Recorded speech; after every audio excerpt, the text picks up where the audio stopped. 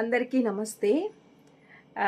చాలామంది చాలా ప్రశ్నలు నాకు కమెంట్స్ రూపంలో గానీ, అండ్ మెసేజ్‌లో గానీ, ఇన్‌స్టాగ్రామ్‌లో ఎక్కువగా అడుగుతున్నారు.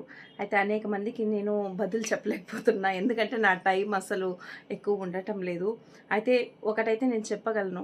మీరు మేడం ఎలా అచీవ్ అవుతున్నారు? మీరు ఎంతో కష్టపడుతున్నారు. మంచి మంచి మెసేజ్‌లు మాకందరికీ అందిస్తున్నారు.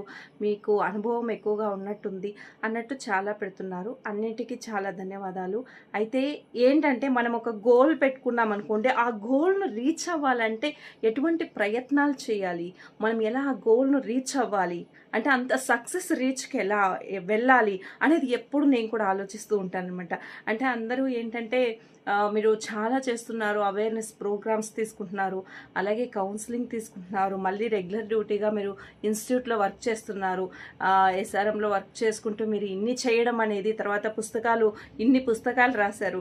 ఎలాగ మీకు సమయం దొరికింది అంటే నేను చెప్పేది ఒకటే. నా అనుభవము మేబీ ఎక్కువే అయి ఉండొచ్చు నా వయసుకి. నేను రాయడం అనేది పుస్తకాలు 2019లో నాకు కాలు విరిగినప్పుడు ఒక టైం పాస్గా, అంటే నాకు పొద్దుపోక స్టార్ట్ చేయడం అయితే జరిగింది. అయితే తర్వాత ఏమైందంటే అది అలాగే ఫర్దర్గా చాలా పుస్తకాల మీద నాకు ఒక ఇంట్రెస్ట్ అనేది కలిగింది. ఇంకా నాలో ఉన్నటువంటి జ్ఞానాన్ని అందరికీ చేరవేయాలి అంటే తక్కువ రేటు ఉన్న పుస్తకాలు ఇక్కడ, ఎక్కువ రేట్ అనేది మీరు చూడరు, మినిమం కాస్టే పెట్టమని చెప్పి పబ్లిషర్ దగ్గర చెప్పి దాన్ని పబ్లిష్ చేయడం అయితే జరిగింది. పుస్తకాలు కూడా బాగానే వెళ్తున్నాయి. అయితే అది కాకుండా అంటే ఇంకొకటి ఏంటంటే నాకు అందరి ఇళ్ళలోన నేను ఉండాలి అని ఒక ఆశ అండి. అంటే ప్రతి ఒక్కరు ఏదో ఒక మానసిక సమస్యతో బాధపడుతూనే ఉంటారు. సో అలాంటి వాళ్ళకి నేను ఏం చేయగలను, వాళ్ళతో నేను కూర్చొని కొద్దిసేపు నేను వినగలనా అనేది ఉంటుంది. అట్లీస్ట్ నేను వినలేనంత సమయం లేనప్పుడు ఒక సోషల్ మీడియా అనేది మనకి క్రియేట్ చేసి ఇక్కడ ఇచ్చారు కాబట్టి ఆ సోషల్ మీడియా ద్వారా నేను అందరికీ పరిచయం అవ్వడం కానీ, అంటే నా యొక్క జ్ఞానాన్ని అందరికీ తెలియజేయడం కానీ నేను ఇక్కడ చేస్తున్నాను. సో నిజంగానే ఏంటంటే అందరూ కూడా ఎవ్వరు కూడా నాకు ఒక్క కామెంట్ కూడా ఇంతవరకు బ్యాడ్గా పెట్టింది లేదండి. ఎవరో ఒక్కరో ఇద్దరో ఏదో భలే నువ్వు చింపేస్తున్నావు అన్నట్టు ఏదో పెట్టినప్పుడు నేను ప్రేమగానే వాళ్ళకి సమాధానం ఇచ్చాను. అవునండి, దీన్ని ఇలాగ మనం అర్థం చేసుకోవాలని చెప్పి నేను వాళ్ళకి సమాధానం ఇవ్వడం అయితే జరిగింది. దాని తర్వాత వాళ్ళలో మార్పు కూడా, సారీ మేడం నేనేదో తెలియకుండా మిమ్మల్ని అలా అనేసాను అన్న ఒక పదాన్ని వాళ్ళు అక్కడ పెట్టారు. అంటే ఒక సిస్టర్గా కానీ, కొందరు నన్ను అమ్మగా కానీ, సో ఇలాగా భావించి నాకు అందరూ ఇచ్చేటటువంటి రెస్పెక్టు నాకు మరింత బలాన్ని చేకూరుస్తూ, నేను ఇంకా మీకు అందరికీ చాలా విషయాలు పంచాలని చాలా ఆసక్తితో ఉన్నాను. మీ అందరి కోసం ఇంకా ఎలాంటివి నేను మీ ముందుకు తీసుకురాగలను, నా దగ్గరకు వచ్చే కొన్ని కేసులను కూడా పరిశీలించిన తర్వాత మీకు వాటిలో ఏమైనా ఉపయోగం ఉంటుందా అనేది కూడా నేను ఆలోచించడం జరుగుతుందనమాట. సో అందరికీ నేను చెప్పేది ఒక్కటే, మీరు ఏంటంటే మనం ఎప్పుడు కూడా పక్కవాడు బాగుపడుతున్నాడే, వాడిని ఎలా చేయాలి, ఏం చేయాలి అనేది ఆలోచన ఉంటుంది సమాజంలో నేను చూసినంత వరకు కొందరు మనసుల్లో. అయితే అలా కాకుండా నేను ఎలా ఎదగాలి, నేను ఏంటి ఈ సొసైటీకి ఏం చేయాలి, మంచి చేయాలి, అంతే కదా. ఇప్పుడు ఏమంటారంటే కలికాలంలో 3 భాగాలు అధర్మం ఉంటుందండి, అధర్మమే గెలుస్తుంది అని అంటారేమో. కాదు, అధర్మం తొందరగా ముందుగా మీకు కనిపిస్తుంది, కానీ చివరికి ఆ ఒక్క భాగం ఉంది చూసారా, ఏది ధర్మం. సో ధర్మో ధర్మతి రక్షితః అంటాం కాబట్టి, సో అలాగా ఆ ధర్మమే మనల్ని ఎప్పటికీ కాపాడుతుంది.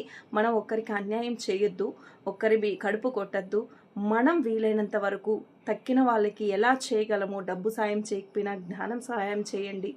ఏదో ఒకరికి పక్క నుండి మీరు ధైర్యం చెప్పండి. ఇంకేం కావాలండి చెప్పండి? ఇదే కదా మనకు కావాలి. సమాజంలో ఎప్పుడు మిగతా వాళ్ళపైన నెట్టేస్తుంటాం కదా, వాడు సరిలేదు వీడు సరిలేదు. కాదు, మొదట నేను సరిగ్గా ఉన్నానా అది ప్రశ్నించుకోవాలండి అందరూ. సో ఇలాగ ప్రశ్నించుకునే తత్వం అందరిలో వస్తే గనక ఇంకా చాలా బోలెడు మన దేశానికి చేయొచ్చు, మన ప్రజలకు చేయొచ్చు. మన చుట్టూ ఉన్న వాళ్ళు సంతోషంగా ఉంటే మనం ఎప్పుడు సంతోషంగా ఉంటాము. నాకున్న ఈ చిన్న పేరుకి నాకు ఇంకా ఏం పెద్దగా ఫాలోవర్స్ అనేది రాలేదు. చిన్న ఐ థింక్ 2400 ఏమో ఉన్నారంతే ఇన్స్టాగ్రామ్లో ఫాలోవర్స్. యూట్యూబ్ నేను ముందు చేసేదాన్ని, ఇప్పుడు మళ్ళీ దాన్ని రీస్టార్ట్ చేయడం అయితే జరిగింది. ఫేస్బుక్లోన బోల్డ్ మంది ఇప్పుడు యాడ్ అవుతూ ఉన్నారు. అయితే ఈ చిన్న సమాజం ఏదైతే ఇప్పుడు నా కుటుంబంలా ఉన్నారో అందరూ వచ్చేసి ఏంటంటే అందరూ నన్ను గౌరవించడం కానీ, సో అందరూ కూడా మీరు మంచి మంచి విషయాలు చెప్తుంటారు మేడం అని చెప్పడం కానీ, అది నిజంగానే నాకు మరింత బలాన్ని చేకూరుస్తూ ఉందండి.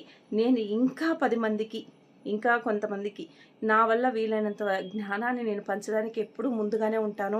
అయితే నేను రెస్పాండ్ అవ్వలేదంటే కమెంట్స్కి కానీ, పర్సనల్గా పెట్టే మెసేజెస్ కానీ దయచేసి నన్ను తప్పుగా అర్థం చేసుకోకండి.